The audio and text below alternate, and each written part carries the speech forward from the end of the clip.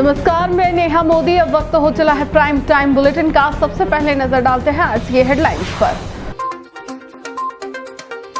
उदयपुर में सरपंच पति की दबंगई आई सामने, पटवारी के साथ मारपीट कर फाड़े दस्तावेज। आक्रोशित पटवारियों ने सरपंच पति के खिलाफ कार्रवाई की उठाई मांग। सोशल मीडिया पर महिला से दोस्ती कर किया दुष्कर्म, वीडियो बनाकर महिला को किया ब्लैकमेल। पुलिस ने जयपुर से आरोपी को किया गिरफ्तार। मानसून से पहले नगर निगम आया हरकत में, शहर के जर्जर मकानों पर शुरू की कार्रवाई। किसी अनहोनी को देखते हुए एक जर्जर मकान के छज्जे को किया धराशायी। अब खबरें विस्तार से।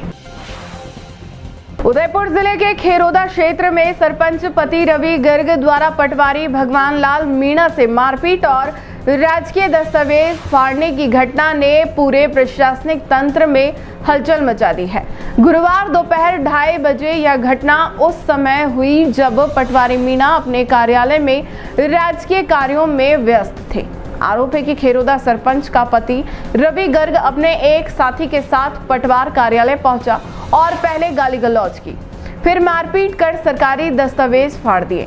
साथ ही पटवारी को जान से मारने की धमकियां भी दी गई। माना जा रहा है कि यह हमला गांव में प्रस्तावित 765 केवी पावर ग्रिड के लिए भूमि आवंटन की रिपोर्ट को लेकर किया गया, जिसमें पटवारी की भूमिका से असहमति जताई गई थी। घटना के बाद पटवारी भगवान लाल मीणा अन्य पटवारियों के साथ खेरोदा थाने पहुंचे, लेकिन पुलिस ने तत्काल कोई कार्रवाई नहीं की। शाम 7 बजे तक इंतजार के बाद भिंडर उपखंड अधिकारी के हस्तक्षेप से एफआईआर दर्ज हो सकी। इस घटना से जिले भर के पटवारियों में भारी आक्रोश व्याप्त है। शुक्रवार को पटवार संघ ने जिला कलेक्टर को ज्ञापन सौंपकर आरोपी की शीघ्र गिरफ्तारी की मांग की। संघ ने चेतावनी दी है कि यदि दोषियों पर शीघ्र कार्रवाई नहीं हुई तो सभी पटवारी राजकीय भूमि आवंटन के कार्यों का बहिष्कार कर थानों के बाहर अनिश्चितकालीन धरना शुरू करेंगे।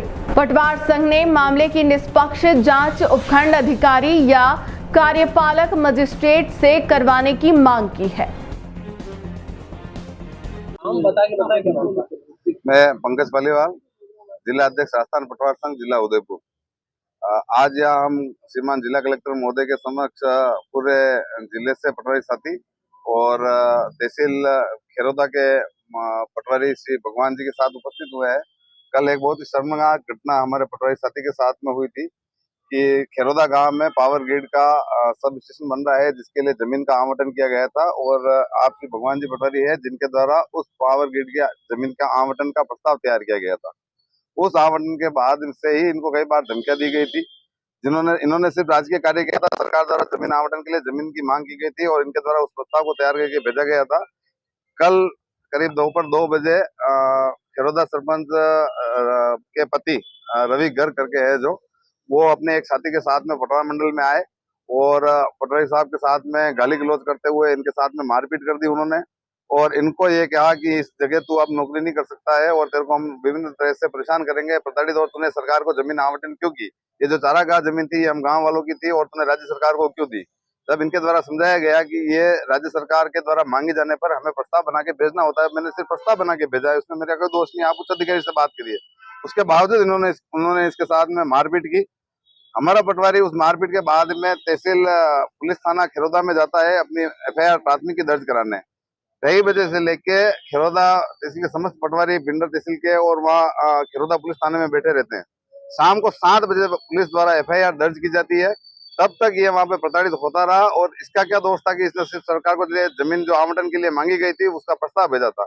और इस तरह से हमारे पूरे राजस्थान पटवार संघ के जितने पटवारी है उदयपुर जिले के, उन सबका मनोबल तोड़ने का काम किया गया।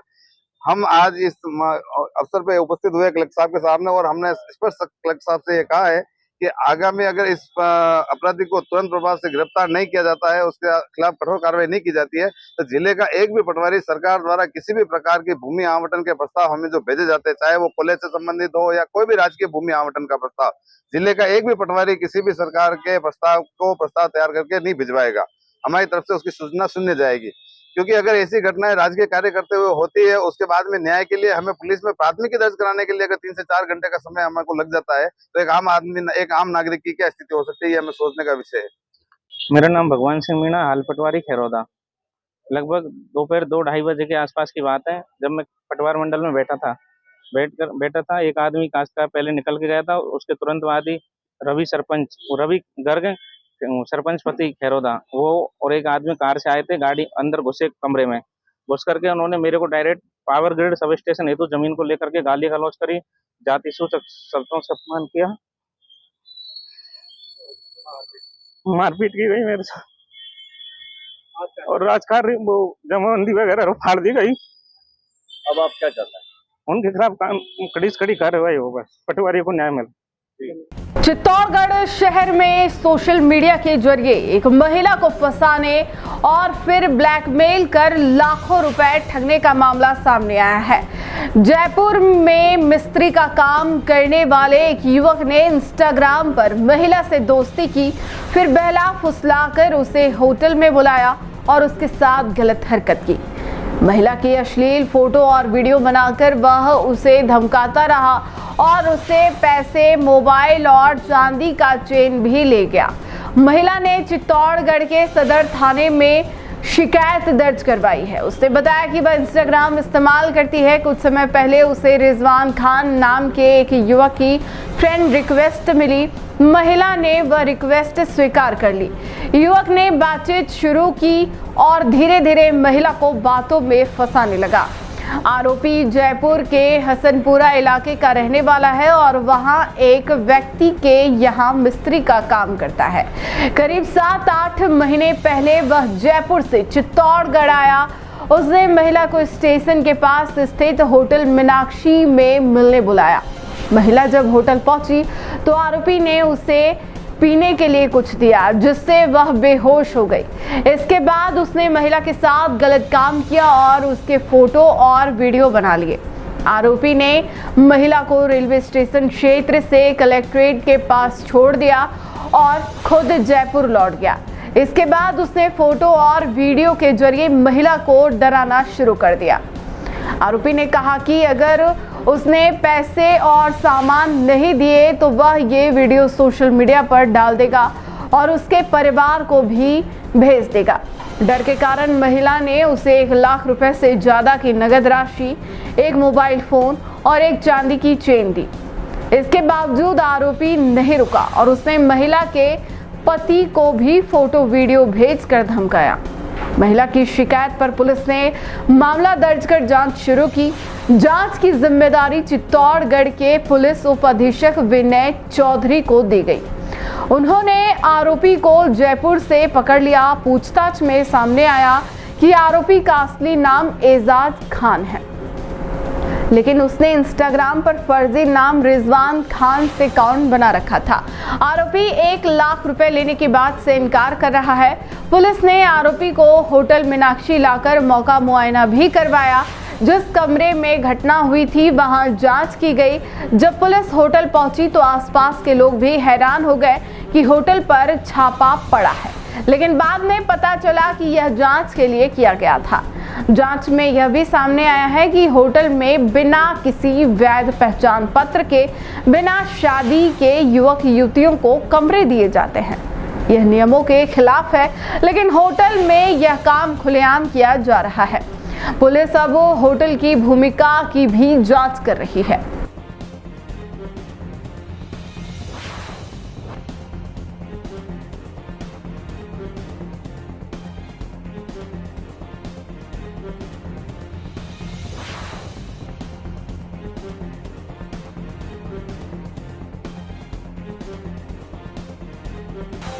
जयपुर में मानसून से पहले नगर निगम हरकत में आ गया है। ओल्ड सिटी क्षेत्र में जर्जर भवनों को लेकर अब नगर निगम की टीमें सतर्क हो गई। इसी क्रम में कसारों की पौल क्षेत्र में एक पुराने मकान के खतरनाक छज्जे को शुक्रवार को गिरा दिया गया। मानसून से पहले निगम की यह पहल शहरवासियों की सुरक्षा को लेकर की जा रही है। भवन मालिक सत्यनारायण सोनी ने बताया कि इस मकान का छज्जा वर्ष 2016 में भी गिर चुका था, जिससे आसपास खतरा पैदा हो गया था। इस बार फिर छज्जे की हालत बेहद खराब थी, जिसे देखते हुए नगर निगम ने स्वतः संज्ञान लेते हुए यह कार्रवाई की।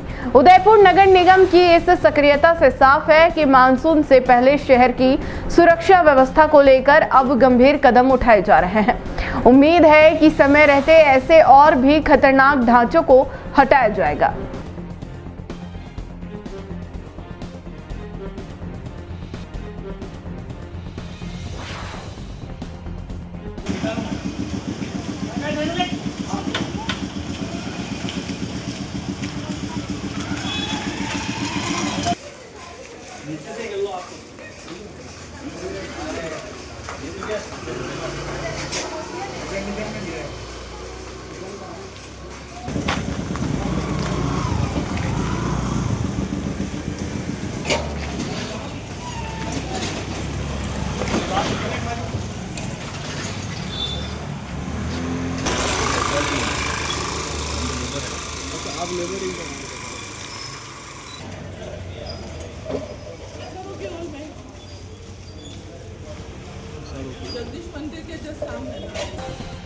उदयपुर के मोदी परिवार के लिए 12 जून की सुबह कभी ना भूलने वाला अंधेरा लेकर आई।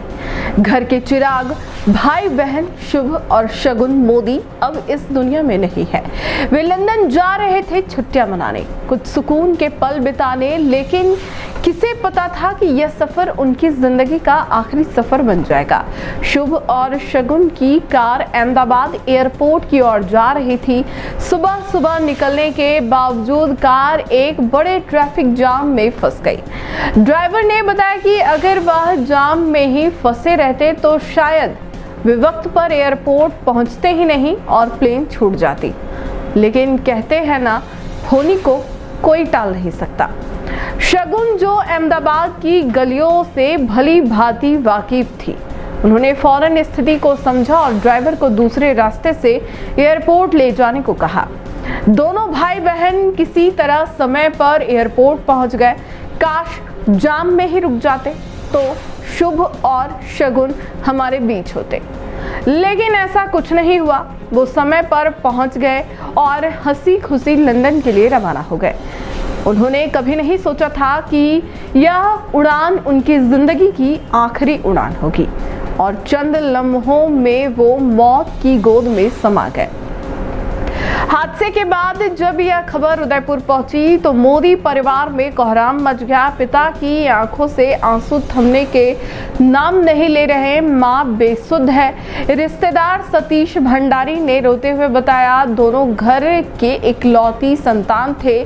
शुभ के लंदन से MBA किया था और भारत लौटकर अपना स्टार्टअप शुरू करना चाहता था। दोनों भाई बहन एक दूसरे के बेहद करीब थे, एक साथ बड़े हुए, एक साथ पढ़े और अब एक साथ इस दुनिया को अलविदा कह गए। उनकी तस्वीरें अब कमरे की दीवारों पर टंगी है, जहां पहले उनकी हंसी गूंजती थी। परिजनों ने बताया कि दोनों का सपना था कि वे लंदन में कुछ दिन बिताकर फिर अपने शहर लौटे और एक नई शुरुआत करें, पर किस्मत को कुछ और ही मंजूर था। हादसे में वे विमान सवार थे जो टेक ऑफ के कुछ ही मिनटों बाद ही क्रैश हो गया। मोदी परिवार के घर मातम प्रसरा हुआ है। हर आने जाने वाले की आंखें नम है। शुभ और शगुन जैसे हंसमुख, होशियार और संस्कारी बच्चे पूरे मोहल्ले के लाडले थे। आज सबकी जुबान पर बस एक ही बात है, काश वो फ्लाइट छूट जाती।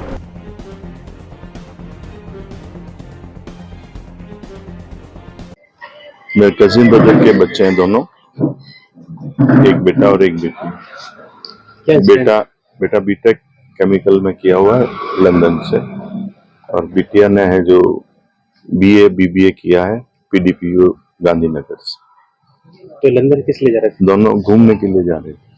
आपको इसकी जानकारी कैसे पता लगी? क्या उसकी दादी का फोन आया था जो अहमदाबाद में है, वहीं से लास्ट वो रवाना हुए थे और उसके बाद में एयरपोर्ट पहुंचे। उन्होंने टीवी पे जैसे ही शॉट देखा तो उन्होंने इमीडिएट फोन किया। अभी तक क्या जानकारी? अभी क्या मतलब अभी क्या update है? अभी कोई स्थिति क्लियर नहीं है, अभी कुछ भी पता नहीं चला। फैमिली का क्या देखो, बच्चे मतलब इकलौते थे क्या किस तरीके? इनके फादर का बिजनेस है, उनके ये एक बेटा और एक बेटी थी, जो दोनों इस हादसे में खत्म हो गए। इन मार्बल और मार्बल कटिंग टूल्स का उनका बिजनेस था। तो छुट्टियां मनाने के साथ जा रहे हैं है जी, अभी छुट्टियां मनाने। उदयपुर शहर के पुलिस महकमे में बीते 2 दिनों से एक चर्चा ने खासा तुल पकड़ लिया था। मामला था घंटाघर थाना प्रभारी सुनील शर्मा के इस्तीफे को लेकर। सूत्रों के अनुसार यह कहा जा रहा था थानाधिकारी सुनील शर्मा ने अपने परिवार कारणों का हवाला देते हुए कि एसपी योगेश गोयल को अपना त्याग पत्र सौंप दिया था, जिसे एसपी ने आगे आईजी को फॉरवर्ड कर दिया। इस खबर से पुलिस महकमे में हड़कंप मच गया, लेकिन शुक्रवार को इस पूरे घटनाक्रम में नया मोड़ तब आया जब थानाधिकारी सुनील शर्मा ने आईजी से मुलाकात की और सार्वजनिक रूप से इन अटकलों को खारिज कर दिया। शर्मा ने आईजी से मुलाकात की और सार्वजनिक रूप से इन अटकलों को खारिज कर दिया। शर्मा ने स्पष्ट किया कि ऐसा कुछ नहीं हुआ था, यह केवल एक विभागीय मामला था। आईजी से हुई मुलाकात के बारे में पूछे जाने पर शर्मा ने बताया कि यह मुलाकात केवल कुछ पुरानी फाइलों और प्रतिक्रियाओं की चर्चा को लेकर थी, न कि किसी विवाद को लेकर। इस बयान के बाद अब तक चल रही तमाम अटकलों और चर्चाओं पर विराम लग गया है। पुलिस महकमे ने भी स्पष्ट किया कि विभागीय संवाद और प्रक्रियाएं सामान्य प्रशासनिक कार्य का हिस्सा है और इन्हें गलत नजरिए से नहीं देखा जाना चाहिए। क्या मामला इस्तीफा दिया आपने? नहीं, कुछ नहीं, विभागीय मामला है हमारा, ऐसा कोई मामला नहीं सर। वो नहीं, मैं इस बारे में कुछ नहीं कहना चाहता। ये कोई विभागीय मामला है हमारा, आंतरिक मामला है। इतना बड़ा डिसीजन लेने ये मैं बाद में कुछ कह पाऊंगा, अभी कुछ नहीं कहता। मीटिंग पे क्या चर्चा होगी? मीटिंग में कोई ऑफिशियल फाइलों को लेकर कोई बात है। ठीक, थैंक यू। रीजन को लेके कुछ नहीं, अभी कुछ नहीं। डूंगरपुर जिले के धम्बोला थाना पुलिस ने अवैध रूप से गीली लकड़ियों का परिवहन करते हुए एक ट्रक को जब्त किया है। यह कार्रवाई जिला पुलिस अधीक्षक मोनिका सेन के आदेश, अतिरिक्त पुलिस अधीक्षक अशोक मीणा एवं वृत्ताधिकारी सिमलवाड़ा राजकुमार राजौरा के निर्देशन में की गई। थानाधिकारी रिजवान खान के नेतृत्व में गठित टीम ने मुखबिर से प्राप्त सूचना के आधार पर मौजा मंडली फला दाती क्षेत्र में कार्रवाई करते हुए एक ट्रक को रोका। जांच के दौरान ट्रक में बड़ी मात्रा में गीली लकड़ी भरी हुई पाई गई, जिसे बिना वैध अनुमति के परिवहन किया जा रहा था। पुलिस ने मौके से ट्रक चालक दिनेश डामोर को हिरासत में लिया। आरोपी से प्रारंभिक पूछताछ के बाद ट्रक को थाने में खड़ा करवाया गया और इस पूरे मामले की जानकारी अग्रिम कार्रवाई हेतु वन विभाग सिमलवाड़ा को दे दी गई है।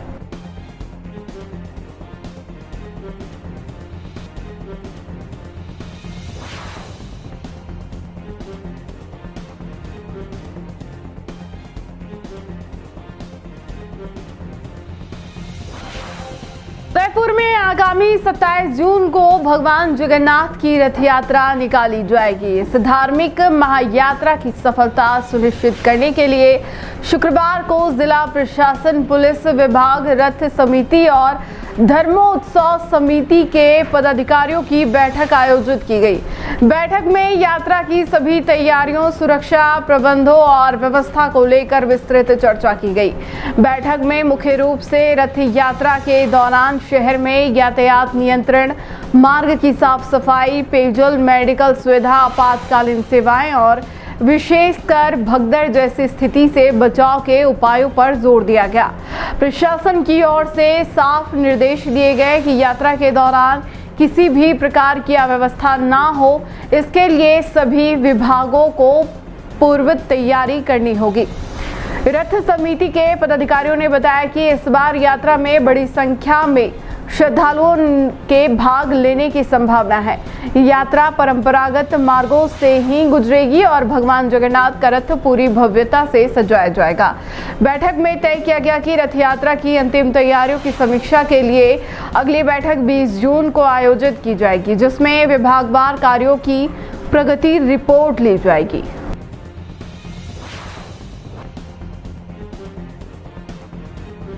रथ यात्रा को लेकर आज जिला प्रशासन के साथ मीटिंग हुई, जिसमें धर्मोत्सव समिति, रथ समिति और पुजारी परिषद के साथ भगवान जगन्नाथ की रथ यात्रा में जो डायरेक्ट रूप से झांकियाँ लेके आने वाले विभिन्न समाज संगठनों की इस मीटिंग में मौजूद थे।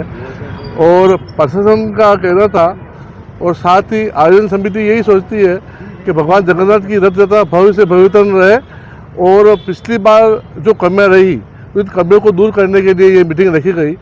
विशेष रूप से जो पिछली बार भगदड़ की स्थिति बची थी, इस बार ये भगदड़ की स्थिति नहीं बचे, इसके लिए प्रशासन का भी आग्रह था और साथ आयोजन समिति का आग्रह। तो जो विभिन्न समाज संगठन अपनी झांकियाँ और साउंड सिस्टम लेके आते हैं, उसको बहुत बड़ा रूप नहीं देकर सीमित रूप दिया जाए और उसको वाहन छोटे रखा जाए। और साथ ही जो बड़े आइसर और बड़े जो 407 गाड़ी होती है, इसमें जो साउंड लेके आते हैं, इस साउंड को भी एक नियंत्रित सीमा में रखा जाए, जिससे क्या किसी प्रकार की अनहोनी नहीं घटे। ये प्रयास आज मीटिंग में रहा और आगामी मीटिंग में जो 20 तारीख को भगवान जगन्नाथ की रथ यात्रा की व्यापक मीटिंग होने वाली है, जिसमें सर्व समाज संगठन इस मीटिंग में भाग लेंगे। ये मीटिंग जगदीश चौक स्थित आसिफ की हवेली पार्किंग में सायंकाल 5 बजे रखी गई है और इसमें जितने भी समाज और संगठन भाग लेंगे, उसमें विशेष रूप से आज जो मीटिंग में डिसीजन हुआ, बड़े वाहन रथ यात्रा में शामिल नहीं हो और जो भी भक्तगण रथ यात्रा में शामिल हो उसके लिए विशेष दर्शन की भी व्यवस्था के रूप रखा गया है। साथ ही मार्ग के बारे में भी चर्चा हुई और मार्ग का वर्तमान में कोई इसमें परिवर्तन नहीं किया गया है। जो पूर्व की रथ यात्रा थी, उसी मार्ग से रथ यात्रा निकलेगी, परंतु क्या भगदड़ की स्थिति नहीं मचे, इसलिए जो जहाँ पे चौड़े स्थान है उसको भक्तों के बैठने के लिए विशेष रूप से स्थान चिन्हित किए गए हैं। और आने वाली 20 तारीख को जो रथ यात्रा के संबंध में मीटिंग होने वाली है, उसमें सभी समाज संगठनों को स्पष्ट रूप से दिशा निर्देश दे दिए जाएंगे कि रथ यात्रा में जो भी झांकियाँ शामिल हो रही है अपने बड़े वाहनों के साथ शामिल नहीं हो और जो भक्त रथ यात्रा मार्ग में जो स्टॉल लगाते हैं वो स्टॉल एक सीमा के अंदर ही रहे, स्टॉल सीमा के बाहर नहीं रहे, जिससे किसी प्रकार की अनहोनी और या रथ यात्रा में बात नहीं पहुँचे। ये उदयपुर जिले के गोगुंदा तहसील के राजस्व ग्राम पीपल में द्वारका और राजकीय भूमि पर नर्मदा मिनरल्स की खनन लीज से जुड़ा विवाद गर्माता जा रहा है। ग्रामीणों का आरोप है कि 14 मई 2025 से कंपनी ने आरजी संख्या 1001 पर मनरेगा के तहत बनी कच्ची चारदीवारी तोड़ दी और सेवा मंदिर व ग्राम पंचायत द्वारा लगाए गए सैकड़ों पौधे जेसीबी से रौंद डाले। यह जमीन पूर्व में अरायली मिनरल एंड केमिकल्स के पास थी, जिसे बाद में नर्मदा मिनरल्स ने खरीद लिया। ग्रामीण कहते हैं कि चारागाह के तौर पर दर्ज आरजी संख्या 1018 पर भी लगातार मलबा डाला जा रहा है, जिससे पास के तालाब और ओपन वेल में प्रदूषण फैल रहा है। धमाकेदार ब्लास्टिंग से भील बस्तियों के कच्चे मकानों में दरारें पड़ रही हैं। विरोध करने पर मैनेजर रंजीत शर्मा ने कथित तौर पर जान से मारने की धमकी दी। 9 जून को ग्रामीणों ने थाना गोगुंदा जबकि 21 मई को जिला कलेक्टर को ज्ञापन सौंपकर खनन रोकने, मलबा हटाने और दोषियों पर राजकीय संपत्ति नुकसान का मुकदमा दर्ज करने की मांग की, परंतु अभी तक कार्रवाई शून्य है। उनका कहना है कि हल्का पटवारी राजेंद्र सिंह राव की मिली भगत से सीमांकन भी नहीं हो सका। करीब 1000 ग्रामीण, जिनमें महिलाएं और छात्र भी हैं, आंदोलन की तैयारी में जुटे हैं। उनका कहना है कि भूमि राजस्व नियमों व खनन अधिनियम का उल्लंघन हुआ है। ग्रामीणों ने चेताया कि मानसून आने पर मलबा बहकर खेतों में फैलेगा, जिससे फसलें बर्बाद होंगी और पशुओं के चारे का संकट गहरा जाएगा। उन्होंने प्रशासन से अविलंब खनन पर रोक, लीज सीमा का सार्वजनिक सीमांकन तथा चारागाह को स्थायी रूप से संरक्षित घोषित करने की मांग दोहराई है।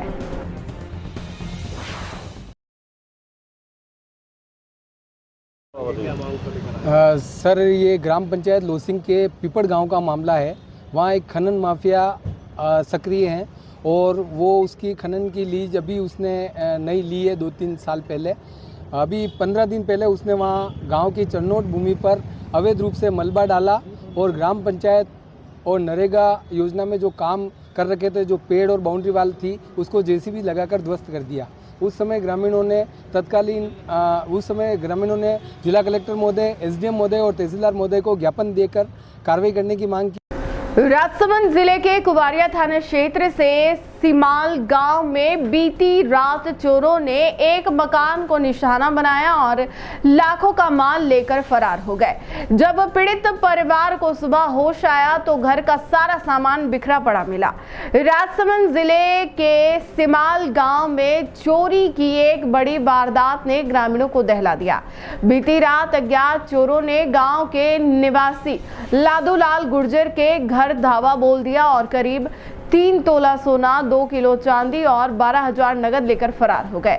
चोरी की वारदात तब हुई जब पीड़ित परिवार छत पर सो रहा था। चोर सीढ़ी के सहारे घर में दाखिल हुए और कमरों की तलाशी लेकर कीमती सामान समेट ले गए। घटना के बाद घर के हर कोने में सामान बिखरा पड़ा था। घटना की जानकारी मिलते ही पीड़ित परिवार और ग्रामीण कुवारिया थाने पहुंचे और पुलिस को शिकायत दी। पुलिस ने मौके पर पहुंचकर मौका मुआयना किया और अज्ञात चोरों के खिलाफ मामला दर्ज कर लिया है।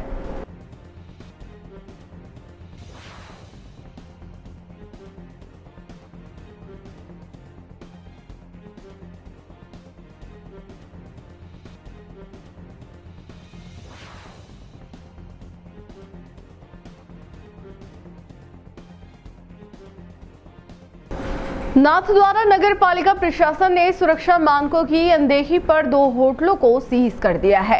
पालिका का कहना है कि इन होटलों के पास ना तो फायर एनओसी थी और ना ही आग से बचाव के कोई इंतजाम।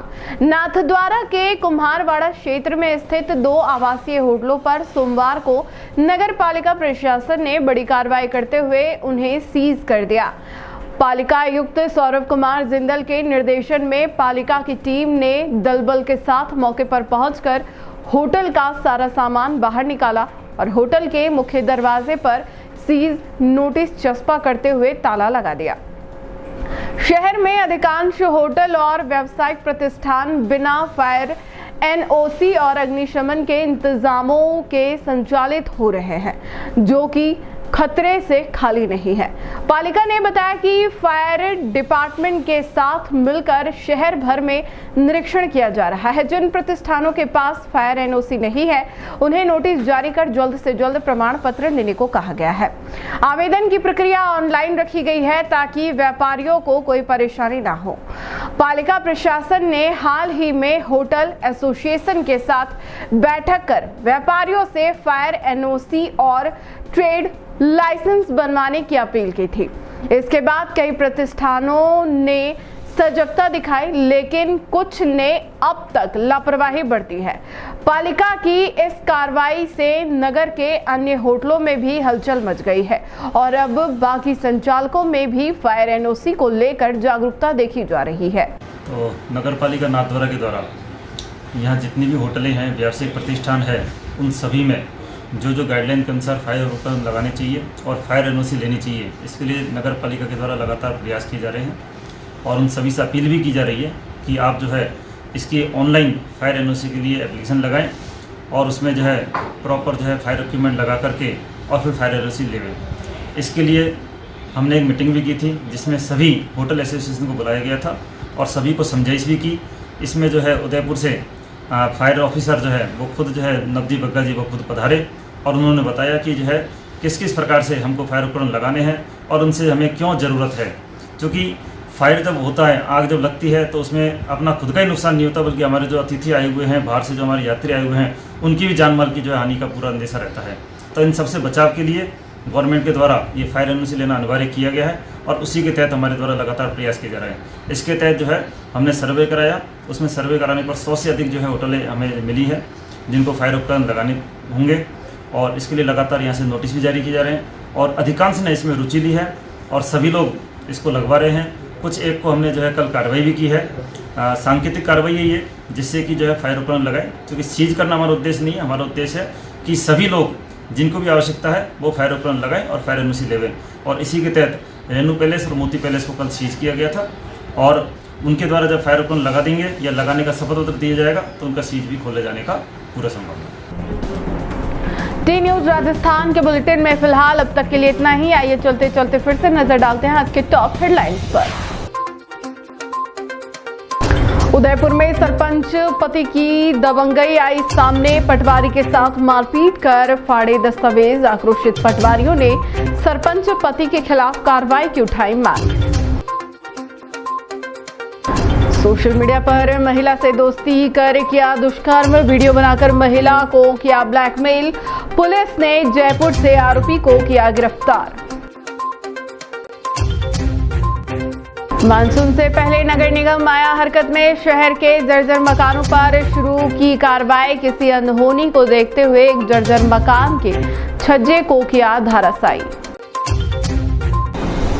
आज के बुलेटिन में इतना ही। अब दीजिए इजाजत नेहा मोदी को। ऐसी ही तमाम बड़ी खबरें देखने के लिए बने रहिए टी न्यूज राजस्थान के साथ। नमस्कार।